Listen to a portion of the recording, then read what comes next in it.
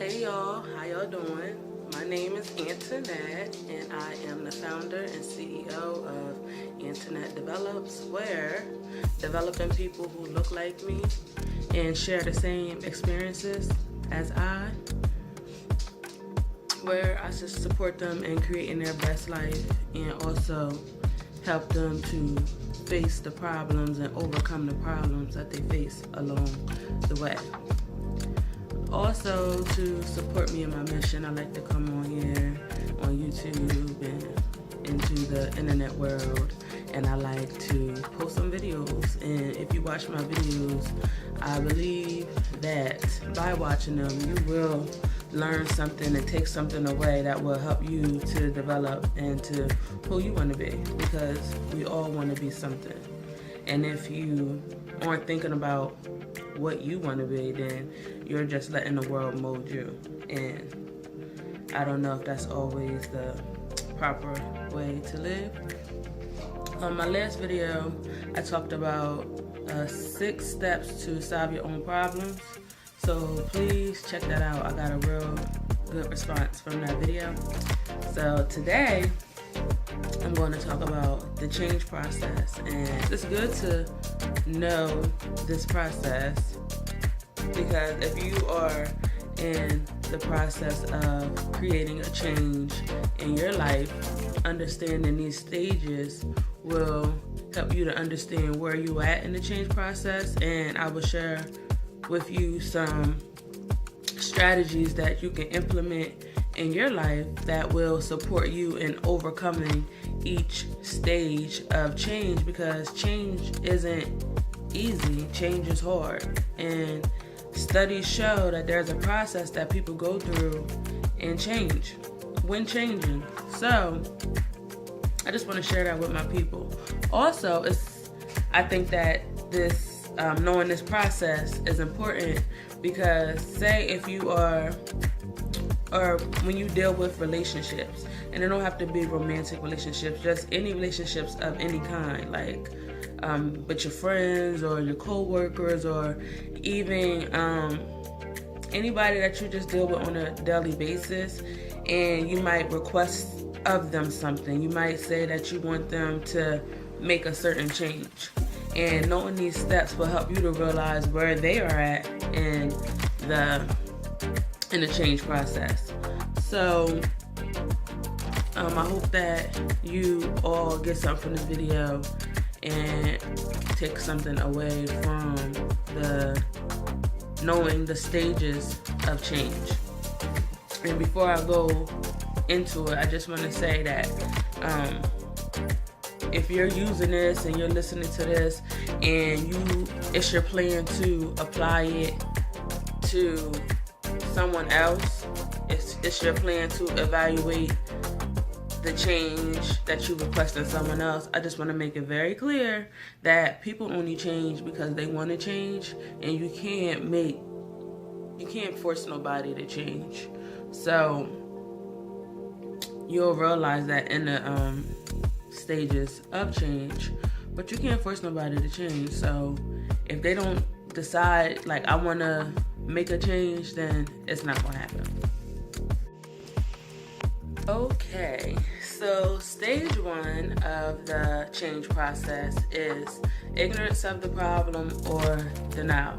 Now, some of us, when change is about to occur, or say if someone requests of us to make a change, we might just be ignorant of the problem and we didn't even realize that the problem was something that existed. So stage 1 is just being ignorant of the problem.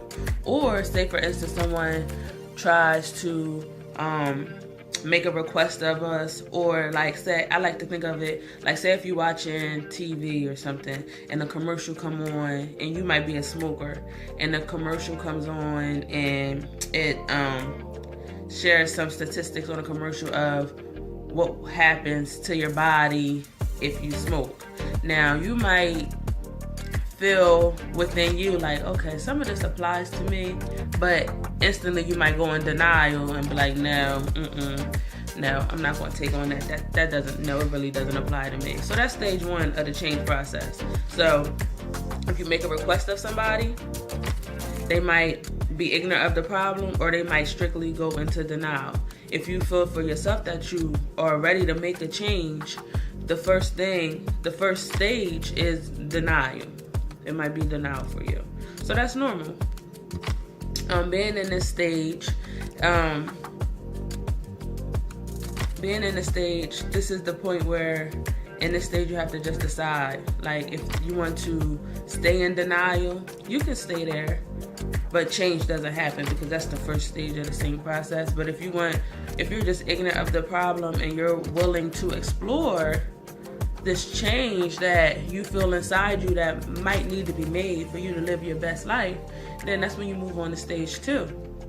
And stage 2 is the stage of contemplation. So some characteristics in stage 2 is that you're like ambivalent, or you are conflicted in emotions because change is hard. So stage 2 is contemplation, and you might be ambivalent, meaning that you're on the fence. Like, you might want to make this change, but you're really unsure, so you're going back and forth with yourself. You're conflicted in your emotions. You're like, I don't know if this is really for me. Is this change something that I need? You're just confused because you want to do one thing, but you feel another way because this one space that you're in is comfortable and causing you to make this change and shift into a change that's uncomfortable. So your emotions are conflicted. Like, you don't know, So that's stage 2. And when you're in this stage, some strategies that will support you in either staying at stage 2, going back to stage 1, or moving forward, some strategy that will support you in moving forward to stage 3 of the change process. You can weigh the pros and the cons of the situation that you're trying to change. Also, you can identify the barriers to the change. Like, what's preventing you from making this change? Why is it so hard? If you know within yourself that this change is beneficial to you, your family, your work, or whatever reason why you're trying to make this change, why are you ambivalent? What is the barriers that are causing you to now be unsure of making this change? Identify that, because once you identify the barriers, you then realize, like, it's not even that easy to knock down these barriers that are trying to hold you in. You will then realize that this is not even a big deal. Like, this is not big at all. And also, at this stage, if you are ambivalent and you're conflicted in your emotions when making this change, you have to really just ask yourself, like, okay, do I really want to make this change? Because if you are struggling in creating a change and it's something that you want for yourself, like you tell yourself every day, like, I want to get a new job, or I want to better my relationships, or I want to be there more for people. And if you tell yourself that this is what you want to do, you want to be a better parent, a better sister, or whatever, that's what you want to do, ask yourself, is that really what you want to do if you're having a hard time doing it? That's all I'm saying. Because if it's something that you really want to do, it shouldn't be no conflict. And this is if you want to change your own behavior. Now, if somebody's making a request of you, you still, ask yourself, is this something that you want to do? Weigh the pros and the cons of the situation, because sometimes people make requests of us because they care about us, because they love us, they see potential in us that sometimes we don't see in ourselves. So if somebody comes to you and say, even at work, for instance, like, you do a really good job, but I can see some areas where you can improve in. If somebody comes to you and this is somebody that you care about, or somebody that you respect on another level, and they take that time out of their day to say something to you, definitely weigh the pros and the cons of what they're saying, because what they're saying could be to catapult you to the next level. So that's stage 2. So after going through stage 2 and you're ambivalent and you're conflicted in your emotions, but you decide to move forward in the change process, you'll realize that you're moving forward when you reach stage 3, and that's preparation. So some characteristics of stage 3, the preparation stage, is that now you're beginning to make small things. You're beginning to make small changes. So at first you were probably ignorant of the problem or in denial a little bit. And then you went through that contemplation stage where you were kind of ambivalent, conflicted in your emotions, but you still, after weighing the pros and the cons of the situation, after asking yourself if this is a change that I really want, you decide and you say, yes, this is a change that I really want. So now you're moving on to step 3 or stage 3, which is preparation. Now you're beginning to make small changes, which is beautiful. So when you're making small changes, you might say, okay, I want to be a vegetarian. That's something that an idea that I always play with myself, like I want to be a vegetarian. So now, at first I started out having meatless days. So now I do this thing where I'm fasting every 21 days out of the month where I don't have any meat. And I'm making these little small changes to eventually, just not have meat as a main source of protein for myself. That's one of the goals I have for myself, but you just got to make small changes, and small changes is beneficial to the change process. And a lot of times we don't acknowledge the small changes that we make, but small changes lead to big changes. So stage 3 is preparation.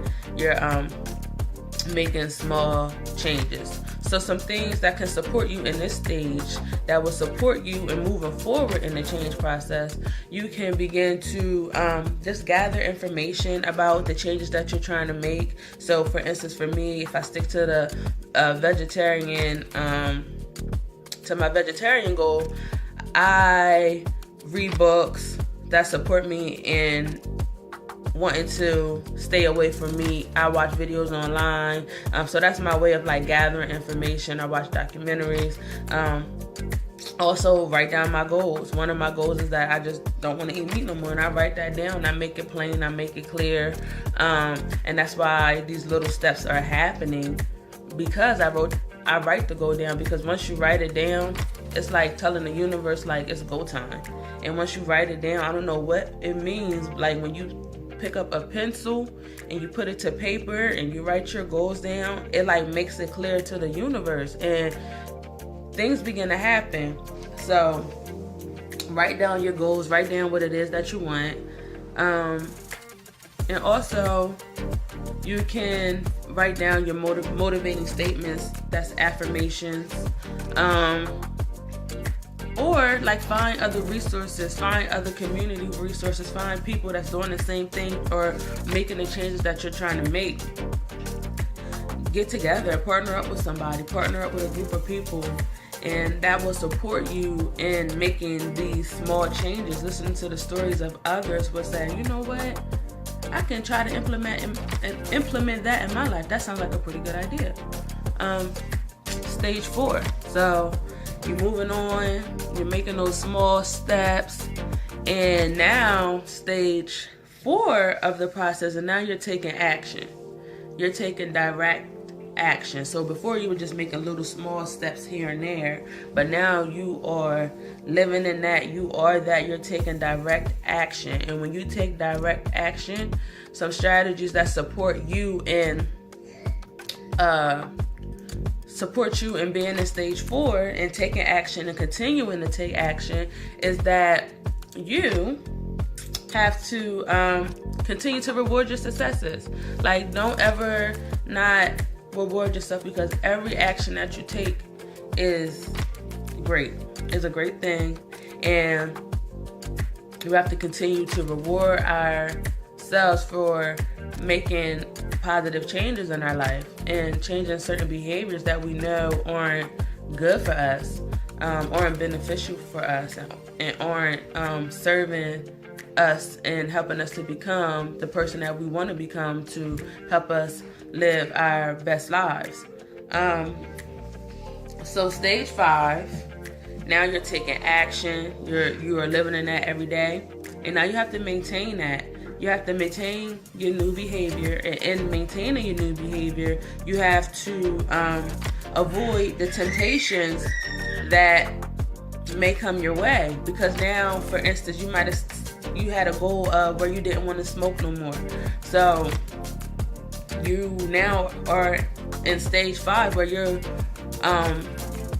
now you just passed stage 4 where you done took action and you haven't been smoking. So now in stage 5 you're trying to maintain your new changed behavior, but now you think you can go around the same environment that you just kind of like healed from, and then you're being tempted, and now you might pick up a cigarette here and there because you feel like, well, I'm not doing it as bad as I was. But if you just stayed away from that temptation, then that's a way for you to stick to your change that you're creating for yourself. So to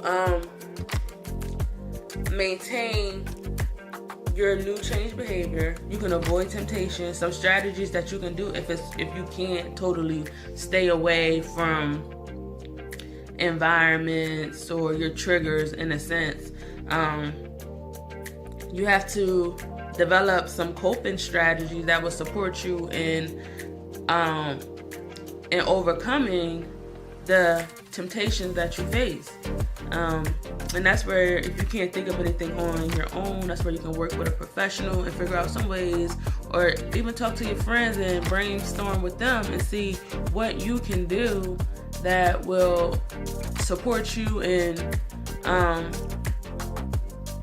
not being tempted, or see what they can do. If your friends really care about you, they might say, well, you know what, I didn't realize that me smoking in front of you, or me eating this burger in front of you, or me doing whatever it is that you're trying to change, they might say, I didn't realize that I was a trigger for you. And they might say, you know what, I don't want to do that in front of you. So just develop coping strategies, communicate with people in your life when you're trying to avoid the temptation. And then when you find yourself where you have turned down something that normally tempts you, you can reward yourself, because rewarding yourself is important. Rewarding yourself is very important. So this is the last stage, because I think it's very important for people to understand that this is a part of change, that this last process is a part of change, so that when you are changing and you may participate in this stage, I want you to know that it's okay. It's okay. It's okay. So stage 6 in the change process is relapse. Sometimes in change, when changing, we relapse. But sometimes when we relapse, that for some people get so down about it, and then they just don't even want to continue. They don't even want to continue with the goal that they set for themselves. They feel so bad about it, like, oh my God, I can't continue. And no, relapse is a part of it. Like, you know how many times I say I'm not going to eat meat and I still pick up some bacon? You know, like, that's in the beginning anyway. Like, in the beginning it happens. But once you continue to go through this change process, and you continue to go through the stages, and you continue to reward yourself at the times where you did do it, and you focus on your successes and everything like that, when you do relapse, you understand it's okay. But don't not keep the end goal in mind. That's all I got to say, because change is beautiful, change is hard, and relapse is a part of it. And eventually, you won't relapse anymore. Eventually, you'll build yourself up. It happens. But if you are in the stage where relapse does happen, I want you to understand that disappointment is normal. You're going to feel disappointed.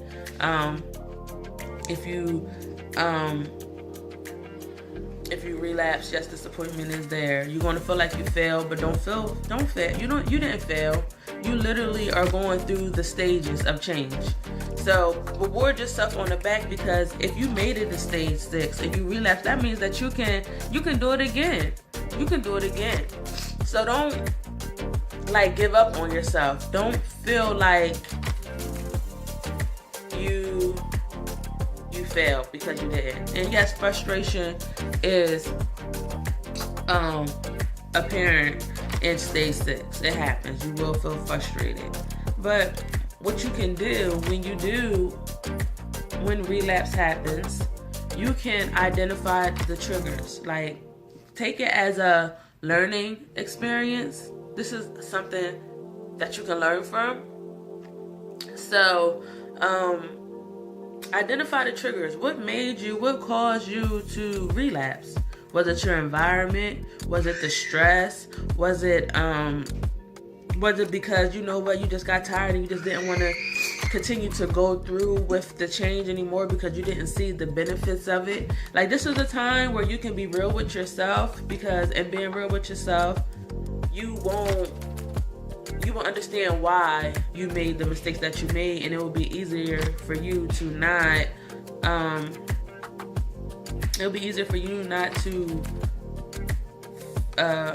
face them again, or when you do face them, it will be familiar to you, and you can figure out ways how to cope with it. Also, this is a good time for you to recognize the barriers, like what prevented you from making those changes. You identified your triggers. Now also recognize what prevented you from making those, continue with the change process. The triggers and your barriers could be the same, but knowing that, it helps you to stay away from that. If this is a change that you really want to make, then you're going to have to make the change of staying away from people who don't serve the future you, the best self you. And that's okay, but you have to be willing to make that change. And it's scary. Change is scary. Change is scary. But it's possible if you want it for yourself. It's possible if you want it for yourself, because whatever you think about and work towards, it's yours. So if you think you want something, and if you think you want to make a change, it definitely takes for you to work towards that change, for change to be possible for you. And another thing that you can do is to just reaffirm your goals. Reaffirm your goals. Remember your reason why. Remember why you want to make this change. Be clear. Once you know your reason why, you will be able to move forward. You will just be able to move forward knowing your reason why, and you'll be motivated in a way. So just always keep your reason why in front of you when you're trying to make a change. Write it down, make it plain, okay? So those are the 6 stages of change. Stage 1 is ignorance of the problem or denial. Stage 2 is the contemplation phase. Stage 3 is preparation. Stage 4 is action. Stage 5 is maintenance. And stage 6 is relapse. Keep this in mind when you are, making changes in your life, or if you're trying to see, if someone is asking you or requesting of you to make a change, or if you're trying to, request of someone to make a change. This stages will help you to just figure out where you are in the stage process, figure out where they are in the change process, and help you to understand that, help you to be easier on yourself, but easier on others, and real with yourself and real with others, whatever the stage that they are in. So thank you so much for watching this video. As I said,